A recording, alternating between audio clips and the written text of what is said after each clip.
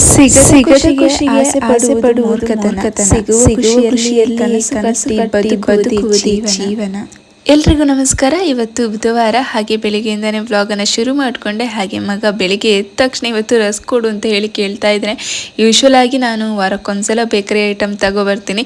In case ನಾನು ತಗೊಬಂದ್ರು ಒಂದೇ ದಿವಸಕ್ಕೆ ಖಾಲಿ ಮಾಡ್ತಾರೆ ಆಯ್ತು. ಅದಕ್ಕಾಗಿ ನಾನು ಜಾಸ್ತಿ ತರೋದಕ್ಕೆ ಹೋಗೋದಿಲ್ಲ. ಏನಾದರೂ ರಸ್ಕ್ ಅಥವಾ ಬ್ರೆಡ್ ಏನಾದರೂ ತಂದರೆ ಸಾಕು, ಒಂದು ತಂದು 10-20 ನಿಮಿಷದಲ್ಲಿ ತಂದು ಖಾಲಿ ಮಾಡಿರ್ತಾರೆ.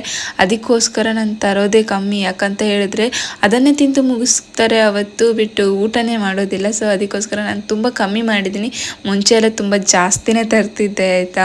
ಹಾಗಾಗಿ ಈಗ ಸ್ವಲ್ಪ ರಸ್ಕ್ ಆ ಥರ ಅಂದರೆ ಯಾವುದು ಕೆಲವೊಂದು ಸಲ ವಾರಕ್ಕೊಂದ್ಸಲ ಆ ಥರ ತರೋದನ್ನು ಅಭ್ಯಾಸ ಮಾಡ್ಕೊಂಡಿದ್ದೀನಿ.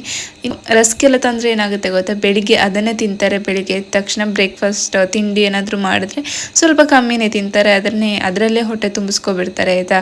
ಅದಕ್ಕೋಸ್ಕರನೇ ತುಂಬ ಬೇಕರಿ ಐಟಮ್ಸ್ ಅನ್ನು ತರೋದು. ಬೇಕರಿ ಐಟಮ್ಸ್ ಅಂದರೆ ನಾನು ಜಾಸ್ತಿ ರಸ್ಕ್ ತರ್ತಿದ್ದೆ ಆ್ಯಂಡ್ ಬ್ರೆಡ್ ಎಲ್ಲ ತರ್ತಿದ್ದೆ ಆಯಿತಾ. ಇವಾಗ ರಸ್ಕ್ ತರೋದನ್ನು ತುಂಬ ಕಮ್ಮಿ ಮಾಡಿದ್ದೀನಿ. ಹಾಗೆ ಇವತ್ತು ಸಿಂಪಲ್ ಆಗಿ ಚಪಾತಿ ಮಾಡ್ತಾ ಇದ್ದೀನಿ ಆಯಿತಾ.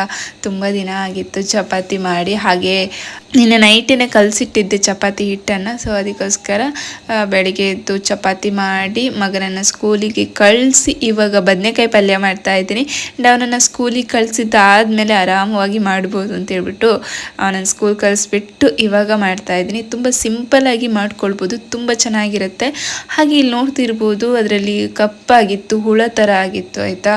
ಅಂದರೆ ನಾವು ಎಷ್ಟು ಚೆನ್ನಾಗಿದೆ ಇಲ್ವೋ ಅಂತೇಳಿ ನೋಡಿ ತಗೊಬಂದರು. ಬದನೆಕಾಯಲ್ಲಂತೂ ಒಂದಲ್ಲ ಒಂದು ಏನು ಕಪ್ಪಾಗಿರೋದು ಅಥವಾ ಹುಳ ಆಗಿರೋದು ಇದ್ದೇ ಇರುತ್ತೆ.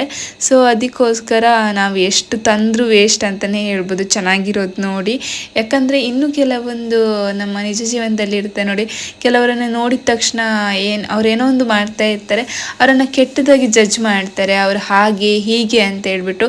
ಈ ಬದನೆಕಾಯಲ್ಲೇ ಗೊತ್ತಾಗುತ್ತೆ ನಮಗೆ ನೋಡಿದ ತಕ್ಷಣ. ಅಂದರೆ ಅದಷ್ಟು ಚೆನ್ನಾಗಿದೆ ಅಂತ ಹೇಳ್ಬಿಟ್ಟು ಚೆನ್ನಾಗಿದೆ ಅಂತ ಹೇಳಿ ತಗೊಂಡ್ರೆ ಮತ್ತೆ ಅದನ್ನು ಏನು ಕಟ್ ಮಾಡಿದಾಗಲೇ ನಮಗೆ ಗೊತ್ತಾಗೋದು. ಹಾಗೆಯೇ ಯಾರ ಬಗ್ಗೆನೇ ಅಷ್ಟೇ ಕೆಟ್ಟದಾಗಿ ಮಾತಾಡೋದಕ್ಕಿಂತ ಮುಂಚೆ 100 ಸಲ ಯೋಚನೆ ಮಾಡೋದು ಬೇಕು.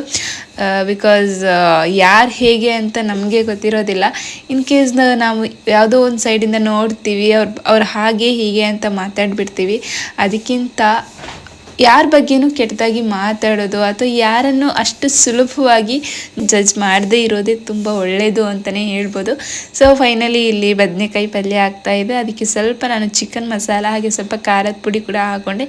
ಇನ್ ಕೇಸ್ ನೀವು ಬದನೆಕಾಯಿ ಪಲ್ಯನ ಎಷ್ಟೇ ಸಿಂಪಲಾಗಿ ಮಾಡಿಕೊಂಡ್ರು ತುಂಬ ಚೆನ್ನಾಗಿ ಬರುತ್ತೆ.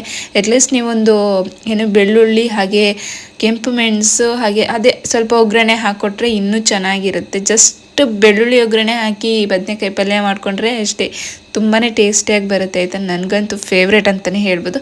ಬಟ್ ನನಗೆ ಅದು ಹುಳ ಎಲ್ಲ ಇರುತ್ತಲ್ವ, ಅದಕ್ಕೆ ಜಾಸ್ತಿ ಇಷ್ಟ ಆಗೋದಿಲ್ಲ ಬದನೆಕಾಯಿ ತರೋದಕ್ಕೆ. ಹಾಗೆ ತುಂಬ ರೇರಾಗಿ ಕೆಲವೊಂದು ಸಲ ತರ್ತೀನಿ ಅಷ್ಟೇ. ಸೊ ಹಾಗೆ ಆ್ಯಂಡ್ ಬ್ರೇಕ್ಫಾಸ್ಟ್ ಎಲ್ಲ ಮುಗಿಸಿ ಇವಾಗ ಆಫೀಸಿಗೆ ಹೋಗೋದಕ್ಕೆ ರೆಡಿ ಆಗ್ತಾ ಇದ್ದೀನಿ. ಎಟ್ ಪ್ರೆಸೆಂಟ್ ನನ್ನ ಲೈಫ್ ಹೇಗಿದೆ ಅಂತ ಹೇಳೋದಕ್ಕೆ ಸಾಧ್ಯ ಇಲ್ಲ. ಅಷ್ಟು ಚೆನ್ನಾಗಿದೆ ಅಥವಾ ಅಷ್ಟು ಕೆಟ್ಟದಾಗಿದೆ ಅಂತಲೇ ಹೇಳೋದಕ್ಕಾಗಲ್ಲ. ಬಿಕಾಸ್ ನಿತ್ತಲ್ಲಿ ನಿಲ್ಲೋದಕ್ಕೆ ಸಾಧ್ಯ ಇಲ್ಲ, ಕೂತಲ್ಲಿ ಕೂರೋದಕ್ಕೆ ಸಾಧ್ಯ ಇಲ್ಲ. ಆ ಥರ ನನ್ನ ಲೈಫ್ ಹೋಗ್ತಾ ಇದೆ ಆಯಿತಾ. ಹಾಗೆ ಹೋಗ್ತಾ ಆಟೋದಲ್ಲಿ ಒಂದು ಒಳ್ಳೆ ಲೈನನ್ನು ಬರೆದಿದ್ರು, ಮನುಷ್ಯ ಮನೆಯಲ್ಲಿ ಜನಿಸುತ್ತಾನೆ, ಆದರೆ ಮನುಷ್ಯತ್ವ ಎನ್ನುವುದು ಕೆಲವರಲ್ಲಿ ಮಾತ್ರ ಜನಿಸಲು ಸಾಧ್ಯ.